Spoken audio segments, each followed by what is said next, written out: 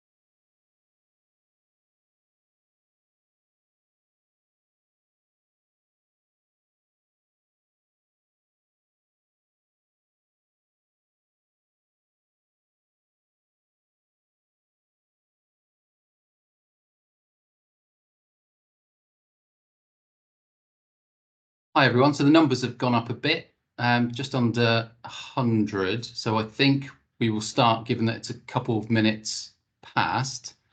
So thank you very much, everyone, for taking the time to join us. I'm Glenn Kaplan-Gray, Service Director for Economy and Skills at Cornwall Council, which is the team running the Shared Prosperity Fund programme on behalf of Cornwall and the Isles of Scilly. And on the call, who are on screen at the moment, is Emily Kent, who's going to talk about the strategic focus of the programme in a second. Then Jordan Whaley, who's going to go through some of the detail about how to apply the process and some of the criteria. And Katie Dalsgaard, who is also on the screen, is going to kind of monitor the Q&A function, which should be switched on. We are recording the session, and we will put the recording on the Good Growth website afterwards. We're also conscious that a number of people have put in questions as part of the kind of registering to attend. So we will try and work through as many of those, both in terms of the presentations, the Q&A function on the Teams call. If we don't get through all of the questions, we will add them to our FAQ section of the website and update that as soon as we can after the session. We've got a couple of webinars planned, so we'll do that over the course of the next week or so. So the purpose of the meeting, and this will tell you whether you've dialed into the wrong meeting or not. The purpose of the meeting is to go through the Shared Prosperity Fund Good Growth Programme, as I say, at a strategic level, and then at a more detailed level about how to apply. The plan is that I will spend about 5 minutes kind of introducing it. Emily will cover the kind of strategy and the live invitations to bid that are open at the moment. And then Jordan will do 15 minutes on the application process. And then we will try and get through all of that ahead of schedule if we possibly can, to do as many questions as we possibly can. And Katie, as I said, will monitor the questions, and anything we don't get to in the chat bar we'll ask at the end, and we'll forward it on to the right member of staff. We probably won't, well, we definitely won't be able to deal with any project related, so very specific questions to a project you're planning to submit. So if you do want to ask anything at a kind of detailed level, then go through the website, email through the website and the application process, and we'll make sure someone replies to you on the detail of a project specific question. So I think I'll start. I think Emily's going to share some slides, or someone is. That's me, Glenn. So just bear with me while I try and get it on screen. Thanks, Jordan. And then we'll kick off.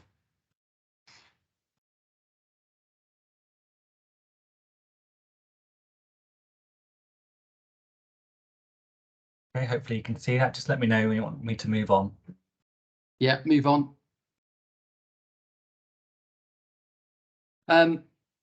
So I think the first thing I wanted to say was that Shared Prosperity Fund is obviously part of a much broader government approach to levelling up. The team have spent the last week kind of interpreting that the last few weeks, I should say, a few months actually, interpreting the government's white paper on levelling up into local priorities. So what you've hopefully got access to on the website and what we'll talk through today is how locally, and this has been approved by Cornwall Council and Council of the Earls of Scilly, applies levelling up priorities to Cornwall and Scilly and some of the things we've prioritised where it meets our particular challenges and opportunities. Probably worth not thinking too much about how the previous European structural investment funds have worked. We've tried to take what worked in that programme and bring it forward into this programme. But there were a number of things that people told us as part of the consultation didn't work very well, particularly around very specific outputs, particularly around the approach to match funding, and particularly around the ability to join up capital projects and business support with skills development. They were two different funding streams. So we've tried to cut through all of that as part of this process, as hopefully we'll set out. Do you want to move on?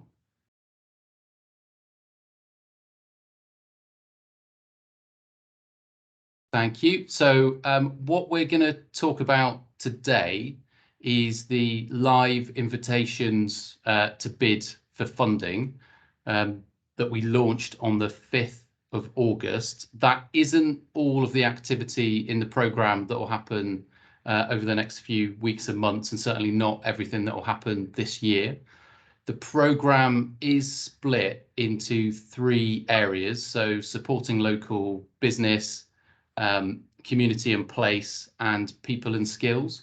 The ones we've highlighted today, so cultural events, culture heritage, community hubs, community connectivity, strategic business enterprise and R&D, town, rural, coastal high street development, and multiply are the ones that Emily is going to work through in a moment in much more detail. And just on that final column there, a nod to some of the outputs and some of the outcomes rather that we'll be focusing on. We'll talk through why we hope that approach to outcomes, not necessarily outputs, is helpful in broadening the number of things, the range of activity that people are able to include in their bids. Spin on. So just a very quick word on the budget. So the budget for Shared Prosperity Fund is £132 million overall over the 3 years. In terms of how that spending ramps up over the next 3 years, it's approximately 15 million this year. So there is an in-year spend target, which we'll talk about in a bit more detail. 31 million next year, and then 82 million in 24-25. I know a number of people, because they've already contacted us, are finding the timelines for bidding into the open invitations this year quite challenging. But the reason we have had such a tight turnaround in terms of those invitations to bid is because we do have to hit the government spend target of 15 million and make sure that is spent and on the way or committed within this financial year. So we do appreciate the challenges of putting in applications through that process is going to be difficult. Do you want to move on, Jordan? Yeah, so just a couple of thoughts on some of the strategic issues that will no doubt come up in the questions. So building on what I was saying earlier about this being a very different programme to what we've had previously. Probably the main difference you'll notice is the requirements around match funding are much broader. So there isn't necessarily in all of the invitations to bid a requirement to provide match funding. We can fund 100% of project and programme costs. That is quite a departure, but we will still be assessing if applicants are able to bring co-funding or private funding to the table as part of the value for money calculation. So it isn't a requirement, but clearly if you're putting together a programme or a project that has additional funding, that will score better on the value for money calculation. And then on the delivery mechanisms and routes to market, we'll be doing four routes to market in terms of how we're going to deliver this programme. Open invitations to bid, which is what we'll be primarily talking about today. Cornwall Council in-house delivery, so where there is a compelling reason for Cornwall Council to deliver a project or a programme itself, and that might be related to where we are the only organisation that is able to deliver or have a statutory responsibility to deliver something, so it could be roads or something like that. Procurement and strategic commissioning, so either going out for a procurement exercise or commissioning a partner or private organisation that's the only organisation that could deliver that, or the preferred supplier. And then delegated grant schemes and proportional processes. So this will essentially be things, so we will be opening programmes later in the year that are delivered through partners such as the Growth Hub. So the calls and the invitations to bid that we've published already won't be the only opportunity, and where partners, businesses, charities are looking to deliver projects that are probably at a smaller scale. So similar to some of the business investment for growth for example, programs previously, we will be doing that primarily through either the Growth Hub, and more information will follow on that at a later date, or through a new approach to community development. And again, we'll launch that later in the year. I'm going to move on. And then just a couple of points on the strategic cross-cutting themes. I won't go through them all, but they essentially cover inclusion and equality, environmental growth, and carbon neutrality. And probably worth noting the focus on real living wage. So we have set a target that we will only fund projects and programmes that deliver jobs that create real living wage. There will be a chance to kind of challenge that if you're, as part of the application processes, if there's a compelling reason or you've got a target to move on to providing the living wage. But I think people should go into the application process knowing that that is a target to ensure that we're funding the right type of projects and enabling either jobs created directly through applicants or indirectly to reach the real living wage standard. I think that was all I was going to cover by way of strategic context, so I'll hand over to Emily. Thank you very much. So in terms of the commissioning plans that will be developed as part of our delivery of the Shared Prosperity Fund programme, in July, Cabinet for Cornwall Council and Council of the Isles of Scilly signed off the first year commissioning plan. Part of that noting that we still awaiting the verification of our investment plan by government, but that we have a year one spend target which started on the 1st of April and requires us to spend that first 15 million by the end of March 23. Means that we are now working at pace to open up opportunities and begin the commissioning of the programme. So on screen you will have details of those first open invitations that were launched, as Glenn said, and the process and timeline by which they will be delivered out. So noting that we are balancing within the programme those yearly spend targets, but also to make sure that we're able to allow organisations the opportunity to develop their bids and think about the responses to the invitations that have been made available. Those decision timelines, whilst they look quite complex, allow us to open those applications and open those invitations to bid and keep them open for the most part until the 4th of August 2023. So that the first year of the programme, for those top 4 opportunities, the opportunity will stay open for that whole year, and then within that a series of review points where we will gather together all the applications received by each of those review points, appraise them as a batch and take them to the Economic Prosperity Board, which is the decision-making board for Shared Prosperity Fund, that is 5 members of Cornwall Council's Cabinet and 2 from the Isles of Scilly.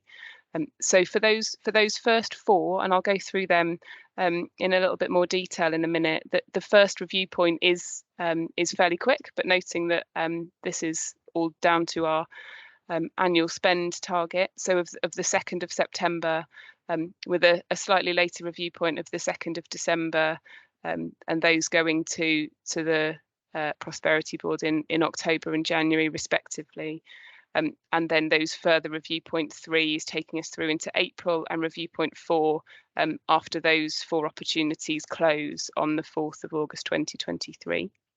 So for the second set of investments, the Community Skills Hub and connectivity, that given the type of investment being made into those 2, they will have a single application window which opened on the 5th of August and closed on the 16th of September, and 1 consideration through the Prosperity Board for those 2. Noting that this isn't the only time the programme will invest into those themes, but this is about the first tranche of funding for those, and it's very likely that subsequent invitations to bid, were they to be released within those theme areas, might look very different in terms of the type of activity or deliverables that we would want from them, and the funding mix between capital and revenue split. And then lastly, the Multiply Champions programme, which is a numeracy programme which will have a very quick turnaround in terms of application window, and again a single consideration by the Prosperity Board in October, and much of that's driven by government's expectation around that numeracy programme being up and running by the start of the next school year, which is rapidly approaching next month.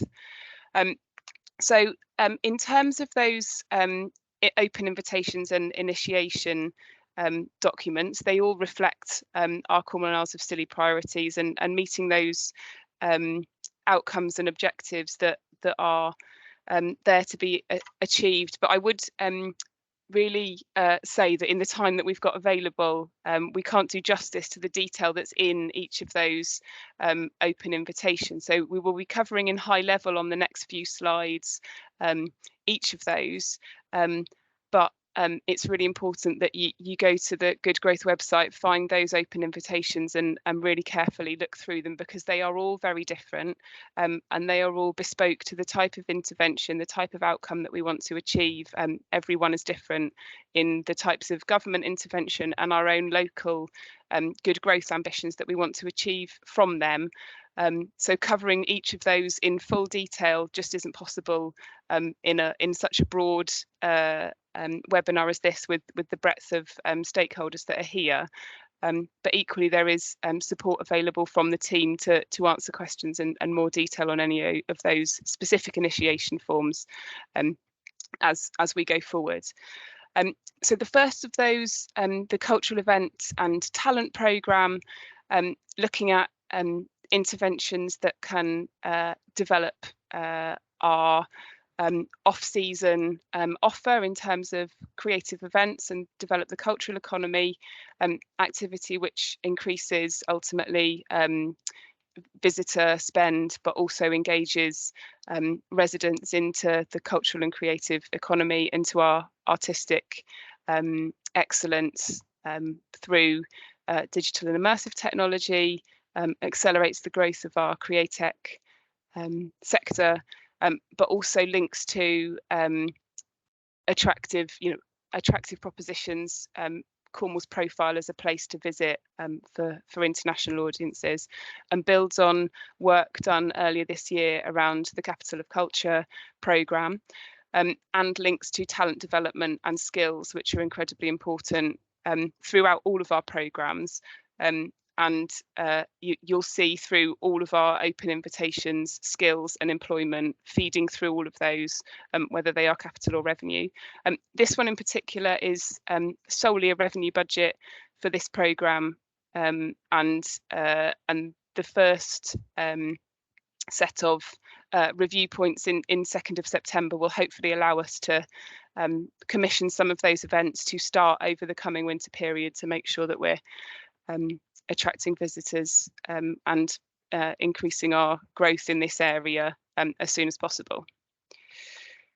So then the creative economy invitation to bid looks at our opportunity to rejuvenate communities through heritage regeneration and use of heritage assets, and stimulating and supporting growth of the creative sector, but also enhancing Cornwall's image, attracting, retaining skills, business investment through use of creative economy, maximising spend with local artists and supply chain, and enhancing community cohesion, pride in place. It's a mix of capital and revenue, so noting that there is a heritage regeneration aspect as well as a cultural economy aspect, and that total of 10 million up to the end of the application window in August 2023. Community skills hubs is a chance to build on our existing work that's been undertaken through previous investment programmes around skills, to look at talent development and delivering and improving local skills provision relative and responsive to sector need, and also community needs, identifying cold spots for participation or where distance to learning is significant, and skills hubs can be put in place in existing buildings to help strengthen the sustainability of that building itself, but also bring provision closer to those that need and want it, and also build on our sector-specific skills opportunities across Cornwall. So again, a mixture of capital and revenue over the programme that enables building development as well as delivery within it. Community connectivity and digital inclusion and skills. Again, an opportunity to build on some of our existing activity within Cornwall and Isles of Scilly, linking community facilities, better access to data, shared Wi-Fi programmes, digital support. So both infrastructure for connectivity and enabling residents and communities to be able to access it. So then moving on to the supporting business theme within Shared Prosperity Fund, the strategic business enterprise R&D infrastructure is a capital heavy programme for workspace development and infrastructure linked to business need in Cornwall, but there is a revenue element to this that is around making sure that in developing capital workspace within Cornwall and Isles of Scilly, that we are also supporting businesses and supporting residents to access the opportunities that are presented by the development of capital workspace near to them, and means that they can then access increased employment opportunities through this programme. And then town, rural, coastal, high street development covers private sector targeted funding to increase the vitality of towns, rural, coastal areas in Cornwall and the Isles of Scilly, particularly focus on regenerating business and improving productivity of those businesses located on or near to the high streets or neighbourhood shopping areas. Some specific examples of deliverables could be around the development of new and existing buildings to reduce holes or vacant units on the high street, but also marketing and promoting new ways of increasing footfall, dwell time, or innovative approaches to retail high street use. And then lastly, for our skills open invitation, the Multiply programme will be looking at a single award to an organisation to establish a network of Multiply champions, so community or employer representatives who will help us identify those in the community that would require or benefit from support from the numeracy courses that are going to be put on through the wider Multiply and skills programmes that already exist and will be created through our adult education providers.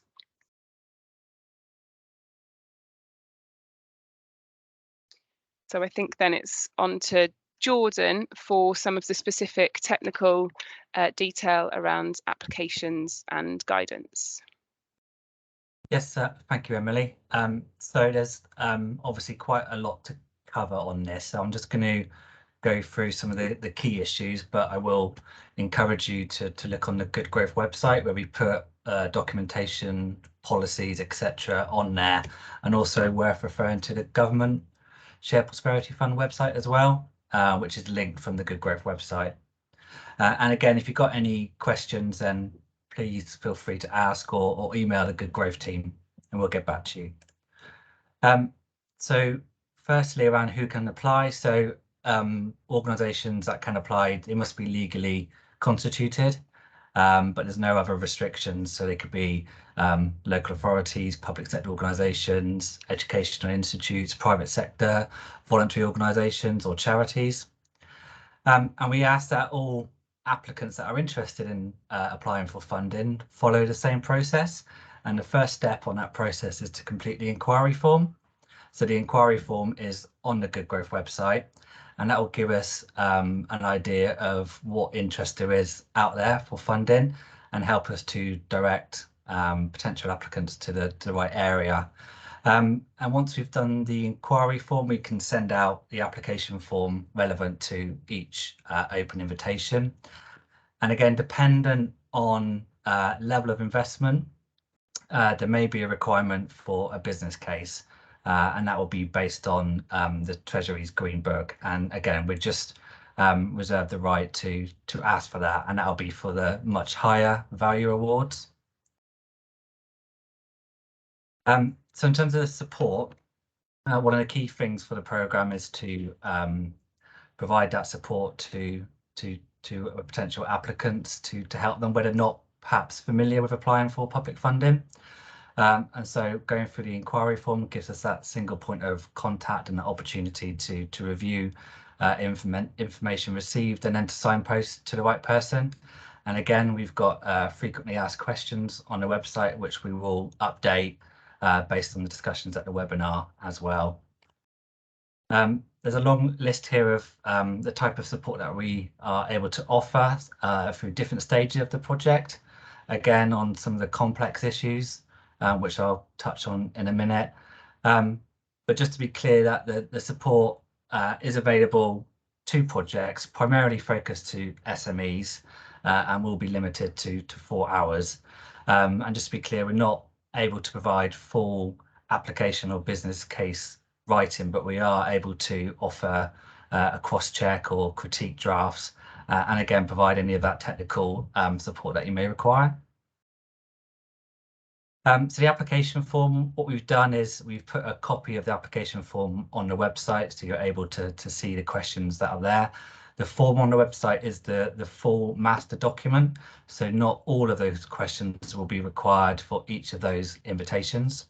And the application form will capture the key information for the project and allow us to be able to make that appraisal and recommendation to the Economic board for a funding decision.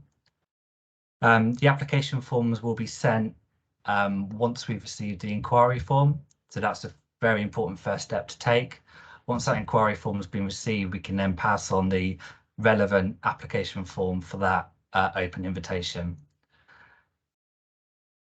And just to point out that it's very important that the application form is accurate because the application form will form a document as part of the grant funding agreement, and I'll come on to that in a second. So we mentioned earlier around capital and revenue.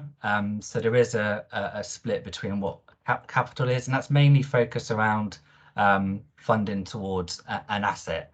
And then there's revenue expenditure, which is more aligned to kind of operational costs for the running of the project and not business as usual. So those two lists give you an example of the type of costs under those two headings. In terms of spend, the absolute deadline is the 31st of March 2025, and that may be different for each of the open invitations, so worth double checking that. And there is an opportunity for retrospective spend back to the 1st of April. Again, that will need to have a conversation with the team just to understand what those costs could be and what additionality is provided. And in terms of the expenditure, that will be based on invoiced and paid. So this list is taken from the government, and it's a list of ineligible costs. So none of that will come as a surprise to anyone who's been in receipt of public funds before. Moving on to the funding agreement. So we've added a copy of the funding agreement onto the website as well. So I encourage you to have a look at that prior to your application. And any funding will not be paid until the prepayment conditions. So once we've gone through the appraisal process, there may be some clarifications that we would add in as prepayment conditions, which will need to be addressed. And again, the grant funding agreement will include your application and other supporting documents. In terms of audit, there's an audit policy on the website, and in terms of that, we're looking for more of a light touch approach to audit. If you're familiar with the European programme, this is going to be a lot more light touch, but we will expect that you retain documents for 7 years. In terms of the appraisal, so there's 4 key areas that will be looked at as part of the appraisal. So that's the strategic alignment. So how does the project meet the good growth investment plan and other strategies and policies that are in place? Good growth principles, there's a policy document on the website, so worth checking that. And deliverability, so what experience does the organisation have in terms of delivering projects? And value for money, which again is a key criteria to assess what will be achieved through the outputs and outcomes. It's also worth noting there is a gateway criteria that we expect organisations to pass prior to appraisal. And then following appraisal, there's likely to be some clarification. So we would ask that applicants are able to respond as quickly as we can. And then the final thing as part of the appraisal process is the due diligence checks, and that will be on the application itself, but also on the organisation. So we would ask that company banking details or financial details are provided for us to do the due diligence checks. Subsidy control and VAT. So subsidy control is now taken over from the previous European Union state aid rules. So Cornwall Council will work with applicants to consider how the investment will be provided under the new subsidy control rules. And we may need to ask further information on that, but Cornwall Council and the team will work with applicants to do that. In terms of VAT, the statements provided, what that means, in other words, is that if a recipient can claim VAT from HMRC, they should do so. If it isn't able to claim it, then it is recoverable, and therefore the grant can be paid for VAT. And again, those kind of details we can pick up in those discussions later on. In terms of procurement, so as you would expect with public funding, there are procurement rules to follow. First is which is to determine whether you're a contracting authority or not. A contracting authority is an organisation that has been set up and governed by public law. If that doesn't apply, then we ask that you prepare a procurement policy which demonstrates an open and transparent approach to procurement. And that represents value for money. And we've included a procurement guidance document on the website. And as part of your application, you'll be asked to submit a policy, which you would then follow as part of your project delivery. A couple more slides. So in terms of claims, so the initial approach would be that claims on a quarterly basis based on incurred expenditure and defrayal, unless that's agreed otherwise.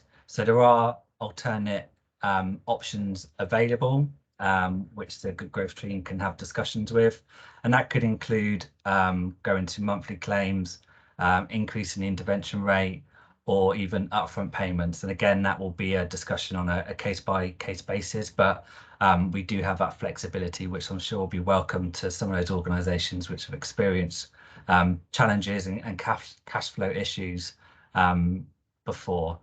And as you expect, all the claims undergo a thorough check by the team and our colleagues in the council. And the council will endeavour to pay the funding within 30 working days. And last couple of slides, project change request. So as with most projects, once they're into delivery phase, there's likely to be changes, and there could be some external impacts that could change your program and have an impact on delivery. So there is a process in place now, a very simple process, which will be a requirement to complete a project change request form, and that will go to the team who will review that, and if required, a deed of variation will be in place if it's deemed to be a significant change to the funding agreement.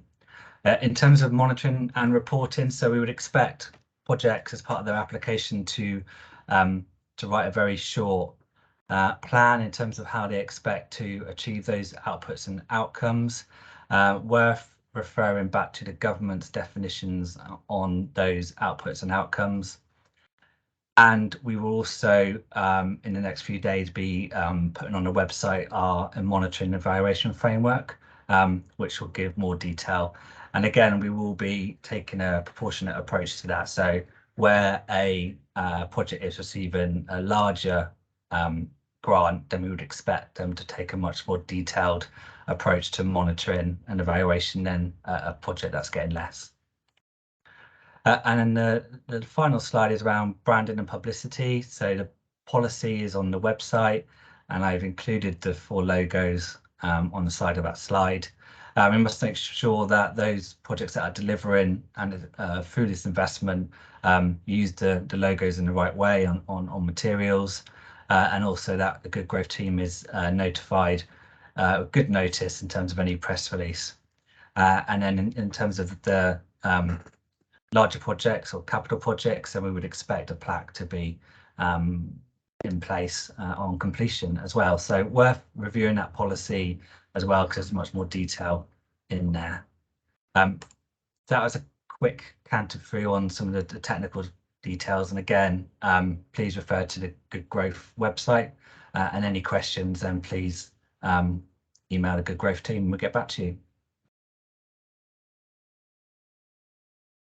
That's great. Shall I run through some of the excellent questions that we've been getting in? So thank you to all of you that have submitted questions in advance of the of this session, and I know that there's lots of you posting questions in the chat bar, so please continue posting those questions.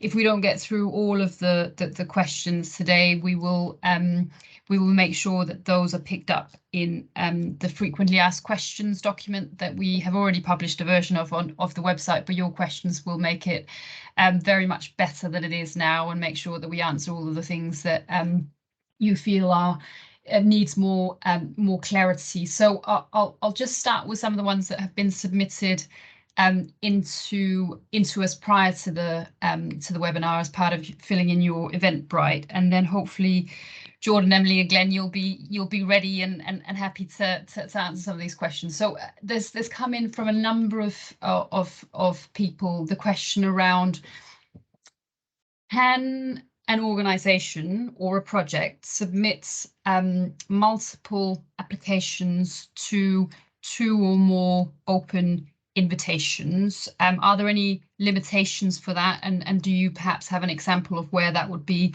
a good idea, and an example of where we wouldn't want to see it? But is it allowed? Is it possible for an organisation to submit multiple applications? So Glenn, do you want to kick off with that one? I'll kick off by asking Jordan to answer it. Yeah. I can answer that, and the answer is yes, that's possible. As the applicant, you would be best placed to know how to which one to bid into. So I guess you just need to have an opportunity to reflect on the project and see whether it's worth splitting out the project into 2, or if there's an opportunity to try and contain it into 1. But it is possible to do that. Probably worth having a discussion if that's the case, because I'm not sure it's going to apply to everyone, but definitely come through to the team if that's your circumstance at the moment, and we can help you and guide you through that opportunity. Brilliant, thank you, Jordan. And just to follow up from that, will people need to submit 2 separate applications? There's a different version of that question that's come in to say that, you know, part of my project fits in under Community Skills Hub and part of it fits under the Strategic Business Enterprise and R&D infrastructure. Do I need to submit 2 applications if that's the case? You would need to, yeah, because there's a separate process for each, and I guess there is a risk that if you submit 2, that one may be successful, the other might not. So just be mindful of that and have that contingency plan in place if that happens. Okay, that's really helpful. There's another question which has come in different variations, and maybe Glenn or Emily, you would like to answer that. It's a question around how will we ensure a fair geographical distribution of funding, and a related question is places, and especially towns that have previously received town funding, can they still apply for Shared Prosperity Fund? So I think those 2 questions are kind of linked, aren't they? Emily, do you want to have first go at that? Yeah, of course. So within the investment plan that's been submitted to government, there is no allocation specifically that has been ring-fenced for particular areas of Cornwall. I think for me the answer to that goes back to identifying for those places and those parts of Cornwall what the need is, what outcomes can be delivered against the programme. And thinking back through the golden thread back up to the levelling up missions that government has aligned to this funding, which of those levelling up missions are most critically requiring intervention to address within those places, and that will help us. And at a programme level, we will also be monitoring against those levelling up missions and against our own good growth principles, where places require intervention, to make sure that we can level up across Cornwall, and how we're targeting our programme support to make sure that we are addressing the greatest need across Cornwall, but also being able to pick up on those opportunities. So in saying that, there's nothing within the programme that prohibits town deal towns and activity and programmes happening in towns that have had town deal or other significant programmes of investment through previous funding programmes. But those schemes would have to identify and in terms of the value for money assessment, and in terms of scoring those applications as they come in, demonstrate why there still remains a proven need over and above investment that's been made in those places, over and above also other places in Cornwall that will also require investment, and why that investment is most appropriate in that specific place. Really helpful. Thank you, Emily. Jordan, the next one that I've got might be for you. So it's a question around kind of what's eligible and what's what we're targeting, what type of activity we're targeting with Shared Prosperity Fund. So the question is simply, is there any funding for housing projects, for example, supported youth housing in Shared Prosperity Fund? So similar to what Emily said, and it links back to the investment plan and levelling up mission. So again, worth checking our local investment plan to see what our priorities are, of which housing is not one of them. So it won't be something that will be supported by the programme. Glenn, do you want to come in and add Yeah, to no, I was that? just going to say that Jordan's absolutely right, but I think try and view it through the lens of the outcomes. So in previous, particularly European programs, there were particular sectors that you couldn't invest in, or particular types of businesses that you couldn't invest in. So I think Jordan's right, it doesn't specifically highlight housing, but if your project was delivering the outcomes, I wouldn't rule it out just on that basis. So I think always look at Shared Prosperity Fund through the lens of the outcomes, with the delivery mechanism slightly separate. And that hopefully is one of the benefits of Shared Prosperity Fund, that we have designed it with that flexibility in place. So don't want to undermine what Jordan said, because he's absolutely right, but always look at it through the lens of those outcomes. Really helpful. So always ask yourself, can it deliver the good growth that's described in the investment plan?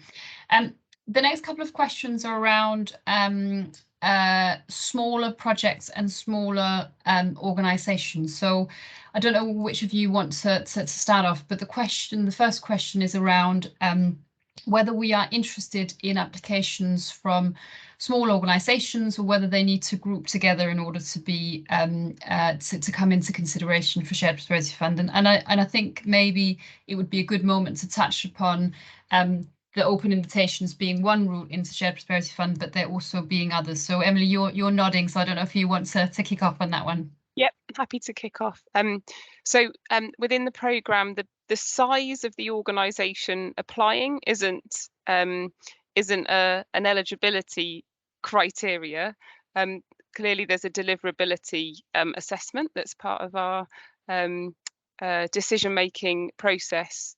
So as long as whichever organisation applies is able to demonstrate that they're able to deliver the amount of funding that they're asking for, and that it's proportionate to the activity they want to deliver and their ability to manage that scale of funding, then that would be favourably regarded. I think that the potential of small organisations collaborating, however, does enable different types of organisations to come together and present a more holistic approach across some of those good growth outcomes. So the opportunities provided by groups of organisations coming together and presenting a combined collaborative bid that addresses multiple parts of individual invitations to bid for funding strengthens those project ideas where you have different expertise coming from different organisations who will all bring their own either sector or skills or inclusive growth or green renewable energy expertise to the table to present a more well-rounded project. So that as a concept and an idea is really well supported through this programme approach, and part of making these invitations to bid very broad is allowing those collaborations to come forward. So we would encourage that. In terms of some of those smaller organisations that may want smaller amounts of funding, so for most of the open invitations to bid, that the minimum ask is towards the hundreds of thousands and up to millions, and that may not be what all organisations are looking for. There will certainly be organisations that want thousands and tens of thousands, and for that there are other programmes that are in development and for which more information we'll be able to share more information in coming weeks and months about our community programs that for those that have used them in the past, the types of community-led programs that allow smaller applications of funding for much more community place-based schemes, and have a proportionate application process, so that we are enabling and facilitating projects to come forward, but we would expect the application process, while still robust, to not be as significant as those application processes looking for millions of pounds. So those are in development.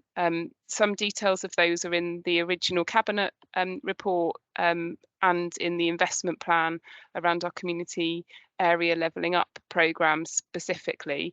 And we'll make sure that that information is sent out on those and routes in to apply. If you've got projects though that you think would be appropriate for Shared Prosperity Fund and community programmes of any size or scale, that inquiry form on the Good Growth website is the one point to come in for all of those projects. So it would be helpful even at this stage to see your project ideas, and I guess even if you have brilliant project ideas that maybe don't fit in terms of the award amounts that you see, or even the opportunities that we've got available at the moment, we will need to and will in the future be putting out other areas for the programme. So to make sure that we are picking up all of the opportunities that exist across Cornwall, we're still keen to see and hear about all of your project ideas.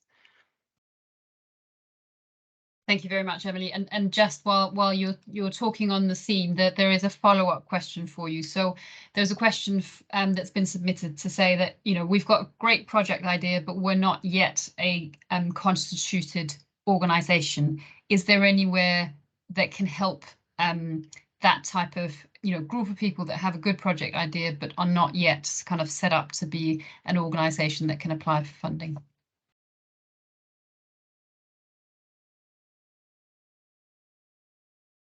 I don't know. Well, so Jordan might want to come in terms of type of organisation. There's support available in terms of capacity building programmes that are also coming on stream in the next couple of months that can be used to help those small organisations to access the funding. You know, any organisation will need to be constituted in some form or be a business or an entity of some form to be able to receive the grant funding agreement. But part of the work that capacity team can do will be able to bring together some of those collaborative approaches and bring together those with good ideas with organisations that might be able to help and enable bids to come forward. But Jordan might have some other thoughts on how we can provide support in an example like that. Yeah, I was just going to add that one of the overarching principles of the programme is to make it accessible to all. So there will be support available in the future to help those more kind of community focused groups or those with not much experience of applying for public funds, to help them get ready as an organisation and their legal structure, get them constituted and then to apply. So keep an eye out for that, because there will be that support available coming forward. Brilliant, thank you both. Jordan, while you're unmuted, a couple of probably hopefully quick questions for you in terms of eligibility. There's a simple one around can town councils apply, but there's one that's maybe a little bit more complicated that you can pick up on the same round, which is can non-Cornwall and Scilly organisations, for example, a business that's based outside of Cornwall, apply, and maybe also pick up on the question which is related, which is can activity that's happening outside of Cornwall and Scilly be funded? So that's kind of 3 questions in one for you. Okay, so yeah, town councils can apply, that's no problem, they can do that. In terms of the activities, the activity has to be in Cornwall and the Isles of Scilly. But the organisation that's delivering that activity can be outside of Cornwall and the Isles of Scilly. So I hope that addresses those 3 questions. I think it does. Thank you very much. So there's a question that's come in, and I don't know who wants to pick up on it, but I think it links to the slide, Emily, that you were going through in terms of the kind of calendar of when open invitations are open and these review points. So the question is simply around funding decisions and whether there is an element of first come, first served in terms of how we are going to be delivering shared prosperity funding in Cornwall and Isles of Scilly.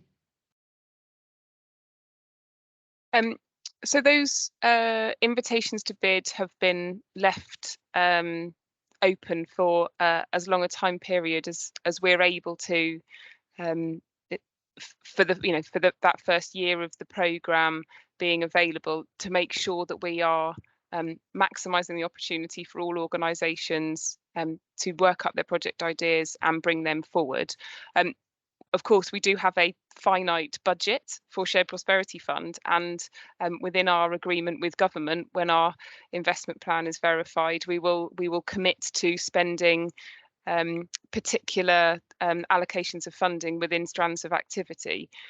So there is an element of the programme which is as contracts are awarded and grant funding agreements are offered, the total pot and allocations within themes gets smaller.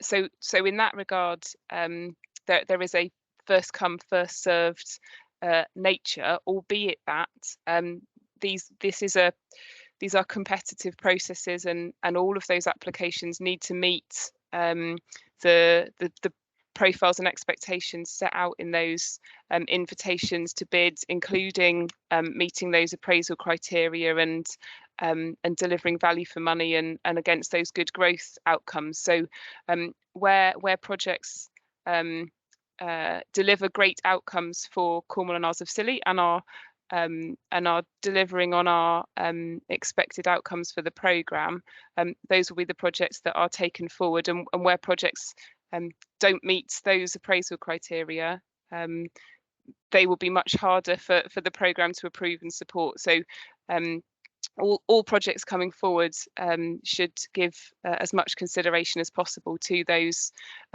principles and to the outcomes that they're delivering to maximise their chances of success. Katie, can I just comment on that? So the opposite also applies. So we will be reviewing the commissioning plan on an annual basis. So if it's clear that we're not getting applications through on a particular strand or invitation, and there's not the capacity or not the opportunity to deliver against it, we may change it and reallocate funding on an annual basis, depending on the quality and content of what's come through. So it works both ways. Brilliant, thank you both. Stuart, I can see that you've got your hand up. I don't think we'll have time to bring anyone in. I've got another couple of questions, and there's lots of questions in the chat bar. So if you could write your question or comment in the chat bar, we will pick up on it there. And anyone who hasn't had a chance to kind of formulate their questions, please just continue to either write them in the chat bar after the meeting has finished, or send them in via the Good Growth inbox, and we'll be more than happy to answer them. But I think maybe just we've got time for one more question. So again, I'll do a 2-for-1 for you, Jordan. So there's questions around whether there's capital and revenue funding available, where people find out how much of each is available, and also a question about where people find out about what type of outcomes and outputs that they are expected to need to deliver in response to any open invitation. So I don't know if you want to take people through where they can find that information and just confirm that there is whether there is capital and revenue funding available. Yeah, so there is capital and revenue funding available. So the best point for information would be to go onto the Good Growth website and have a look at each of the invitations to bid. So each of those documents will include a breakdown of capital and revenue expenditure or investment that's available, and also will include targets in terms of those outputs and outcomes. And it would be worth just referring back to the government website as well in terms of those definitions. They are on there, which I think would be useful for people to look at. So yeah, as part of your application form as well, it'd be useful just to try and understand what costs are our capital and what costs are our revenue. So just be mindful of that whilst you submit your application form. Thanks, everyone. Thanks, Katie. I think we're just about over time at the minute. We've tried to work through as many questions as we can, but we have got a record, as Katie was saying, of everything that's coming previously and everything that's been posted. Carry on posting those questions. We will pick them up and we will answer them as part of the frequently asked questions on the website. If there's any that are particularly there's a theme, there's lots of people, we'll also pick them up on the website, the webinar that we're doing next week as well, to try and make sure that we're covering kind of themes of questions that are frequently asked in every way we can. So I think, unless there's anything burning from the team, we'll draw that to a close and thank everyone for joining us and their contribution. No? Okay, thanks everyone. Cheers, bye.